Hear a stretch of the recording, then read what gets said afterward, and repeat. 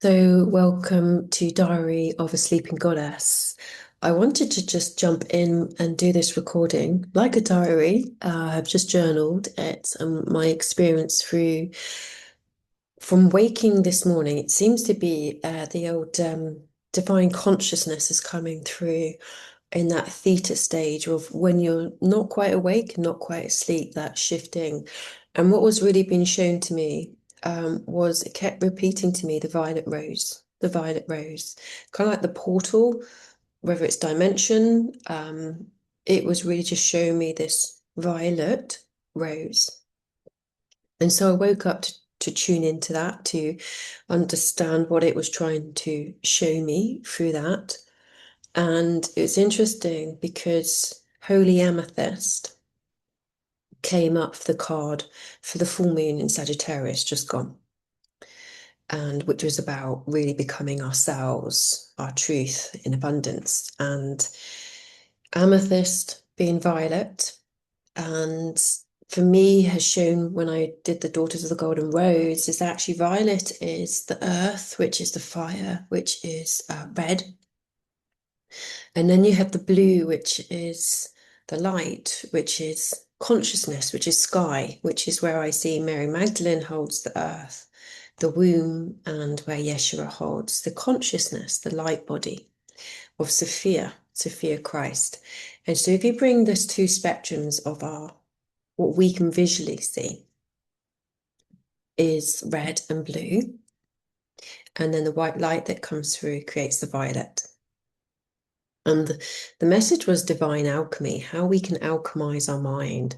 So a lot of what Daughters of the Golden Rose has been is about how we can alchemize trauma inherited, like deep through the DNA that we aren't aware of, and becoming our inner gold. This felt like it was more alchemy of the mind, how we can be alchemists of our own thoughts and belief systems that we often will regularly play, whether it's in our voice, what we tell ourselves, how we speak to others, to ourselves, and what we give energy to. And again, I mentioned this before, we aren't our thoughts unless we choose them to be. And this is how we can create space and consciousness to be able to break that pattern, to know that if it isn't love, joy, or peace, it isn't actually our truth. But it can feel so real because our nervous system is set up and wired in that way to take the emotion and feel it like it's our truth. And so we become the pattern breakers. And so this feels like another layer and portal for us to be able to move through.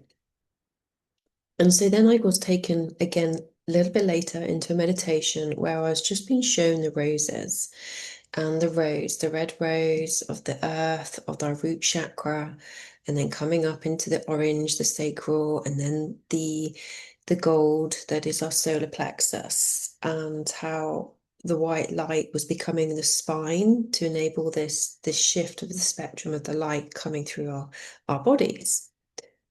And it came to the heart and became the pink. And I'm like, okay, what's the next stage? What's the next stage? What's the next stage? It's like, just be present here. Just be present and be patient, which is definitely one for me to work with. And it was really calling me deeper and deeper and deeper into the present moment, into the body. This is what I've been shown, that we can distract ourselves with so many different things, where actually it's about being in our heart in the present moment is where we connect to the heart of source. It's as simple as that, but not as simple, if you know what I mean. And so it basically eliminates any other weird practices, and that you don't need anybody else to do it. So it's about you being able to maintain sovereignty through the presence that is your breath, that is your heart, that is your body. And then you connect to the heart of source. And so then I was just there in this beautiful pink rose, just shining out to the sunshine, just blooming itself, receiving, which is for me, this is the lower bodies, as it were, the energetic bodies, the bodies that have us in matter here in form on planet Earth. And so it's like that denser form. So it's our embodied energy that keeps us here. And then so then you go heart, throat, mind upwards. This is more about consciousness coming through, and the heart is the center. That's the holding of this, the macabre of both earth and sky, spirit and soul. And then all of a sudden, green just appeared. And it was the leaves, it was the rose, it was the stem, which then took me back down into the body, back down into the earth, which interestingly then also took me into like seeing rotting, letting water, just that letting go, that whole process of death to happen. And then between water and fire, and then the balance between the two to not stay in that stagnancy of too much water and to bring energy and light back, and the fire. So it's the balance. Everything for me feels like the balance between fire and water. I'm not expecting you to understand all this. This is really just a relaying of everything that has just come through. And what I do say is that actually, we need to be in a place of acceptance and embodiment of it without our minds trying to understand it. Because if we try and jump into understanding, we block the embodiment of it. So I'm sure the understanding will come at some point. It always does, but we have to embody it first, and then the intelligence comes back up. It's when we try and hold it in the head that we're blocking this flow of intelligence that's coming through us. So it's like another like embodiment processing that our body has to do, like our food. We have to take our food and the energy of it then comes back. We've had to process it all to then get what we need from it. So where was I? So it showed me then that whole process of being able to let go. The light that was at the spine, maintaining me as that soul. So you're not completely losing yourself, but you've been able to let go and enable this regeneration process.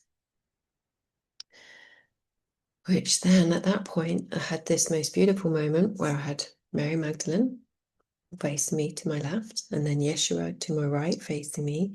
And there was such love and pride just sitting there in space. And then Sarah appears, their daughter. And just like the embodiment of purity and innocence, holding a blue rose. And naturally, when you get this reconnection, there for me always is tears, like a grief, a joy that kind of merged together. Of that remembrance, of also acknowledging the level of that connection to be able to connect to this and to her. And yeah, she's interesting. She isn't spoken about much. She has been sitting behind Yeshua and Mary Magdalene, and now she's coming forward into her own space and to take presence, holding this blue rose.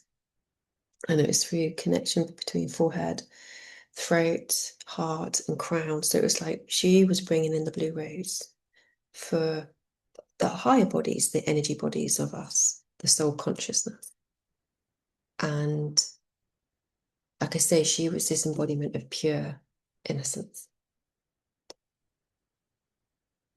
And then gently it closed, and I could see Mother Mary to the back of my left. So I could feel like the pagan star forming. There was a fifth element that hasn't shown itself yet. And there wasn't any point me trying to chase it, but it will be revealed at one point. So I had Yeshua, Mary Magdalene, Mother Mary, Mary Magdalene, and Sarah.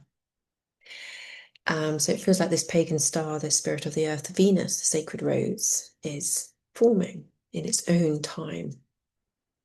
And all will be revealed as and when one's aligned to that. And after that, I really could just feel this sense that actually Sarah is the embodiment of what Mary Magdalene and Yeshua, of soul, spirit, and earth. She is the wholeness, the pureness, and the feminine lineage for us to connect to that be the blueprint of what is true. that is embodiment of soul and spirit, and the wisdom that has come from all the pain as being human, and that transformation and that purity that she then presents to us to be then embody in our mitochondria through the feminine line. So I am feeling like each of these processes, like the golden rose, is the whole alchemy of trauma. And when you can embody forgiveness, when you can take that power and that wisdom and that intel and that inner wisdom, which is born through the fire of self-love and rage of Mary Magdalene, and also the forgiveness that is Yeshua and the sword of truth. And then you have Mary, Mother Mary, where she brings in peace. This is all these parts of playing to enable us to help move this divine alchemy through us and be the embodiment of that. And when that hasn't been embodied, then you can take the next level up, but yet still within. So I just wanted to share that, and I'm sure more will be revealed, but it was just lovely to be able to vocalize this, process this, and for you that are listening, whenever you are at this point listening, which will be the aligned time, I would say just see how that feels inside. How does that feel? How does your body respond to this? Does it bring up grief and joy? I'm now calling it chief. And so you're just being inquisitive, be curious, and see how that lands. How does that feel in your body? Does it feel like a truth without the understanding right now? And if it does, then I would, you know, there is a group for women to drop into, the Telegram group.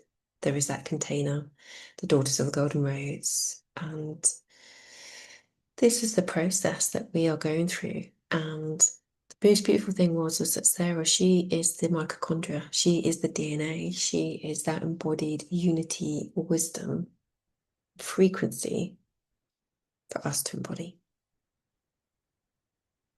The soul and spirit and body on earth. So yeah, thank you for listening, and reach out if you wish to.